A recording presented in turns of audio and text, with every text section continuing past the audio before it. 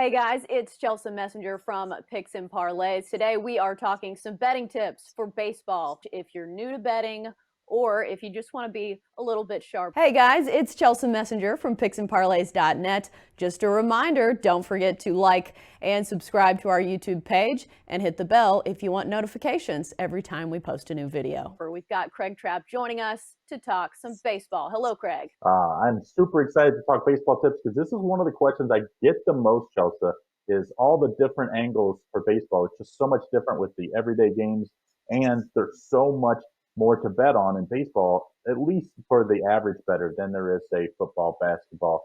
Hockey would be similar to baseball, so I'm excited to give out a few tips here to hopefully put everybody on some winning Major League Baseball bets. Right, just in general, the run line obviously is a very different way to bet than, say, a spread. But let's talk specifics, and let's start off with relief pitching. This is one of the points you brought up to me earlier.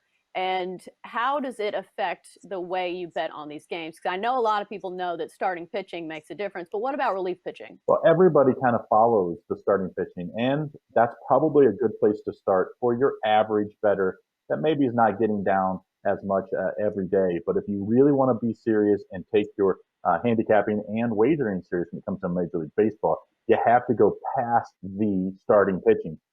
So much now in baseball is situational pitching and relief pitching in general. And I really always try to see who's got the better relief pitching. So because so many times we see guys only go 5 or 6 innings and then the bullpen give it up.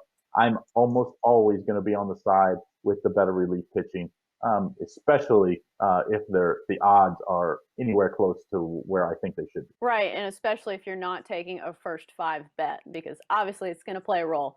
Let's move on to coaching, managing, situational switches, stuff of that nature. How do you think that plays a factor in some of these games? Managers in general have a lot more say, I would say, in baseball than they say do in, especially professional baseball, than they say do in professional basketball and even hockey, I would say. For me, the professional sports that the coaching means the most is the manager in baseball. So I almost always going to, if I'm close on a game, if I'm going to, I'm in between who I'm going to bet. If I see a huge manager advantage, I'm almost always going to be leaning to that side. So it's kind of common sense on that.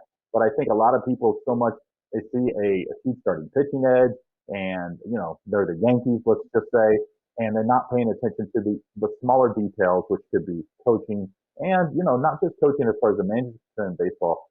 Good pitching coaches and good hitting coaches do matter when it comes to betting and turning out good relief pitchers and good starting pitchers and improving guys both as pitchers and hitters. Right. If you don't think managing matters, look at the World Series for the Cubs. Joe Madden almost lost it by keeping Aroldis Chapman in there far too long. But history is history.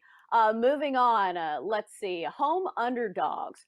Why or why not? Why would you take a home underdog or why would you not take a home underdog? Well, home underdogs get a lot of talk, especially in the NFL.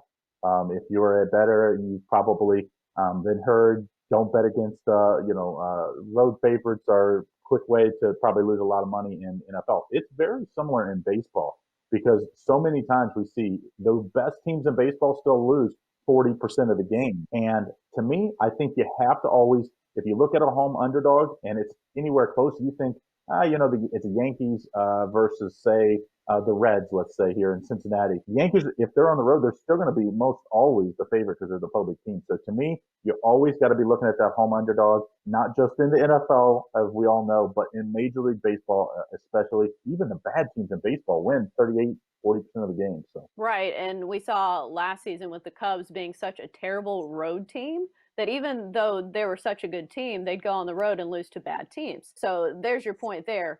And finally, let's talk about shopping around. This is the case for all sports. What's the importance of shopping around when it comes to baseball? Well, more important in money line sports, when you're betting the money line, you got to shop around because you'll see a favorite or an underdog that you can get an extra 20 cents on your money if you shop it around. So for me, if you're in the U.S., you should have FanDuel, DraftKings, Rush, MGM bets. You should have all those and have your money in there. So when those lines become the best lines for you that day, that's where you go to bet. And that over the long run if you're going to win 60% of your games, it really comes down to getting the best price. And when on moneyline sports, it becomes a much bigger advantage than it does, say, in a spread sport. Right. The juice matters. If you bet long term, you will find that out very quickly. All right, we're going to wrap it up. Those are betting tips for baseball. Thank you, Craig. You're watching Picks and Parlays. Thanks for watching.